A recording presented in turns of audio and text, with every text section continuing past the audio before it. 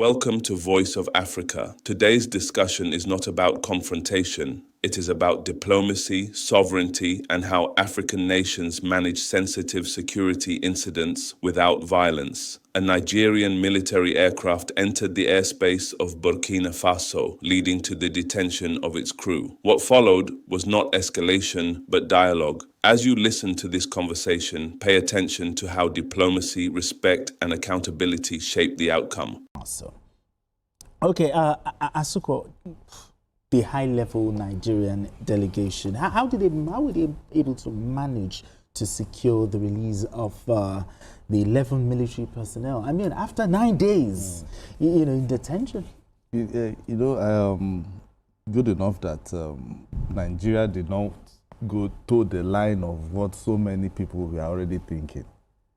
And we actually use soft power. There's this diplomatic balance, soft power.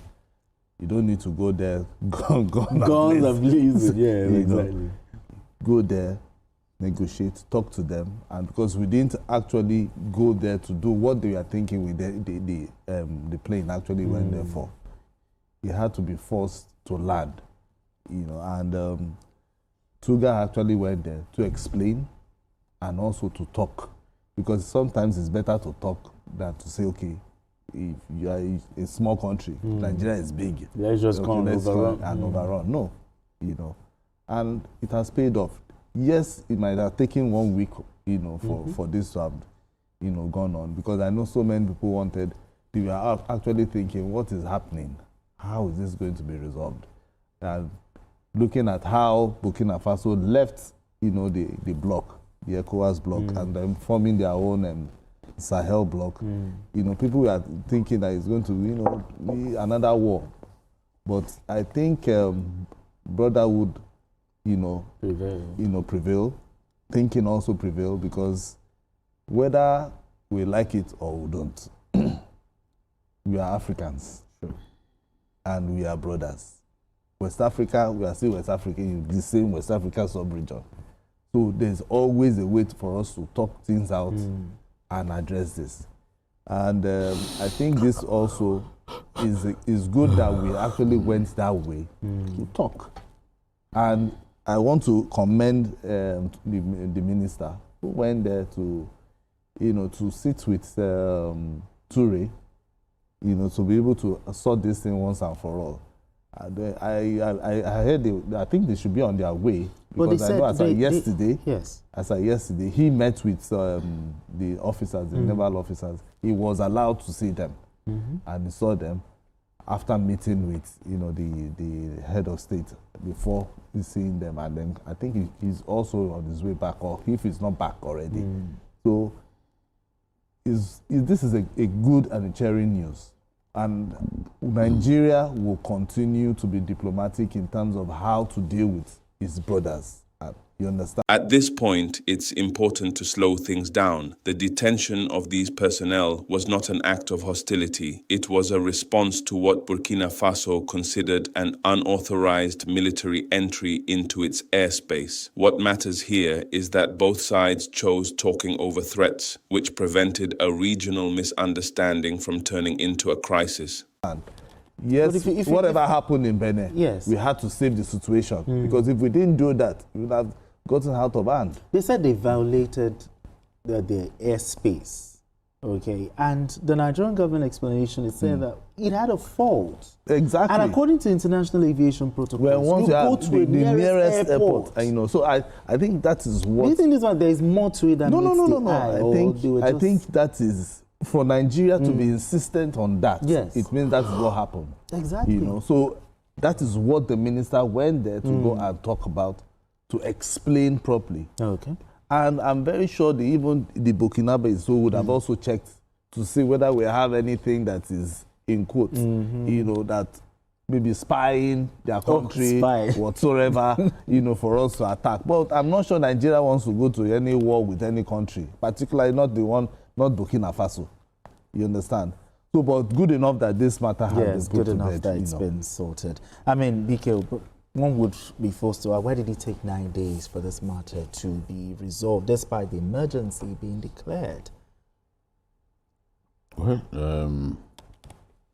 I think we didn't handle the situation the right way. Oh, really? Yes. What we have done now is what we should have done immediately. Instead of simply talking about international aviation protocols. And from the apology that the minister made, it is clear that we dropped the ball, you know, in a way. Even if you are going to make emergency landing, you have to communicate with them. As far as they are concerned, what has happened is unlawful entry. That is what they kept talking about. If you want to use somebody's airspace, you have to communicate. If you enter their airspace without, and it's a military aircraft, remember, it's not a passenger plane. It's a military aircraft. I think a Charlie 130. So once it's a military aircraft, naturally, everybody will be on tenterhooks. What are these people? What are they up to? What have they come to do in our country? And we are not on good terms with them. These were people who used to be in ECOWAS, and then they left to form their own alliance of Sahel states. So we are not on good terms with them. Remember, we even issued threats that we are going to attack Niger Republic. So that naturally ruined what used to be cordial relationship, you know, between Nigeria and Niger Republic. And Burkina Faso is on the same page with Niger Republic. They share a lot in common. They are both led by soldiers now. And if they have their way, they will want that to happen in Nigeria as well. Nobody should deceive himself that so these countries won't be making moves to get other West African countries to be ruled by the military. So I think that this is where diplomacy clearly took center stage. Instead of reacting with pressure or force, Nigeria sent a high-level diplomatic delegation to engage directly with the Burkinabè authorities and President Ibrahim Traoré.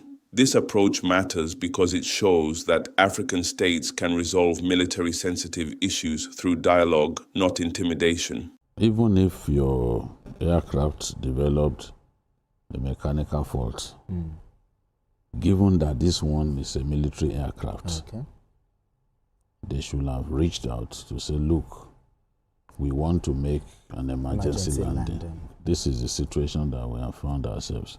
The aircraft, as I learned, was going to Portugal, you know, and then we developed that fault. But I'm not convinced that we got the right word across to the host country. Otherwise, this wouldn't have happened. And given that it's a military aircraft, we shouldn't be surprised that they decided to behave in this way.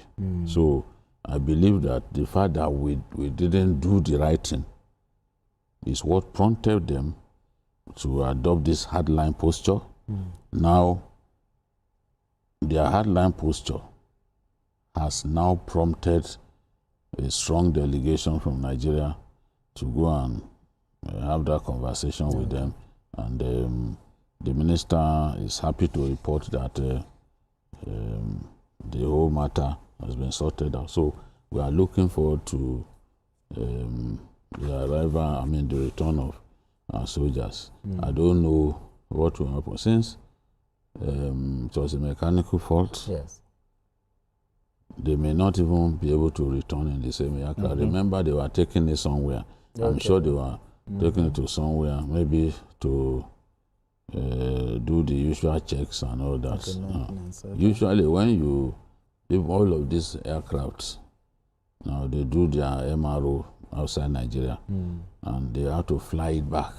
Usually they fly the aircraft back empty. Empty, yes. You know, but at least you have to be sure that the tests have been conducted and it is fit to fly. So with the mechanical fault, they have to address that mechanical fault so that you do not put the lives of the crew in danger. So I don't know what the plan is. Maybe they still have, when you are detained, even your engineers cannot work on the aircraft. Sure. So people should expect that it could take a while before they are brought back. Maybe they will be brought back in another aircraft okay. Or they will try and fix this aircraft the best way that they can, and then they can return to the country with it. So go on a long journey as far as Portugal may be difficult given the state of the aircraft. So, but we expect to see our crew back home sooner than later, since the issue has been resolved diplomatically. This section highlights a key legal reality. A military aircraft is not the same as a civilian plane. When it enters another country's airspace without confirmed authorization, alarm is inevitable. Burkina Faso treated this as a sovereignty issue, not a political attack. And Nigeria later acknowledged procedural lapses. That acknowledgement helped de-escalate the situation. All right, talking about diplomatically, do you think diplomatic assurances would have been exchanged between Nigeria and Burkina Faso to prevent similar events in future? Yeah, I think that is one of the things. But even I'm also looking at a reason like, what if Burkina Faso, if Nigeria, in quotes, we had communicated and they refused to even pick up the phone and say, this is a Nigerian call. What if I'm just trying to be, to play the devil's advocate and say, okay. No, if that was the case, I don't think the minister would have apologized in the way that he did. And he admitted there were some procedural flaws in the way the whole matter. Yes, he may not want to say everything, but the way he spoke, as somebody who likes to analyze the spoken word, I can see an admittance of the fact that we were wrong. So we were wrong in the way we went about it. So, and once you apologize for your misdemeanor, it is expected that the person you have apologized to will then say, okay, apologies accepted, let's allow this matter to slide. So we now know that we can be embarrassed by a smaller nation. A smaller nation imagines that a smaller nation imagines that you have the capacity, you have the wherewithal to deal with it. The military of Burkina Faso can't stand up to the military of Nigeria. What have they got? It's just an impoverished West African nation, But their sovereignty is something that they will guide jealously. You can't say because you're a big nation that you can just violate my airspace. We are not America now. America will violate people's airspace if they are going to bomb somewhere. It's even when you see the aircrafts. Exactly. They have many. There's also a wider regional backdrop here. Relations in West Africa are evolving and trust has been tested in recent years. This incident could have deepened divisions, but instead it became a reminder that respecting sovereignty strengthens regional stability. No country is too big to follow protocol, and no country is too small to defend its airspace. Many radar evading aircrafts that it will have passed before, it will have evaded your radar, or the same aircraft will have radar jamming devices that will jam your radar. You cannot do anything. Before you know it, you are hearing stories that they passed, So we are not in that position. And this is a passenger military aircraft. It's not a fighter jet. But at the same time, they don't know where you are going. Absolutely. A military plane is a military plane. Maybe it's carrying even armor tanks, because the C-130 can carry armor tanks. If you watch the raid on Entebbe, you see that the Israelis unleashed the armor tank as soon as the plane landed. So it's a lesson to us. It's a lesson. Let's treat even small African countries with respect, and they too will respect us. Exactly. All right, gentlemen, it's a fine place for us to leave it. Asukwa James, thank you so much for doing this with us. Appreciate you. Biko, as always, thank you so much for doing this with us. And that's it. In the end, the detained personnel were released safely and no lives were lost. This was diplomacy working the way it should, calmly, firmly, and respectfully. Africa does not benefit from escalation. It benefits when disagreements are resolved through dialogue, mutual respect, and understanding. This is how African issues should be handled.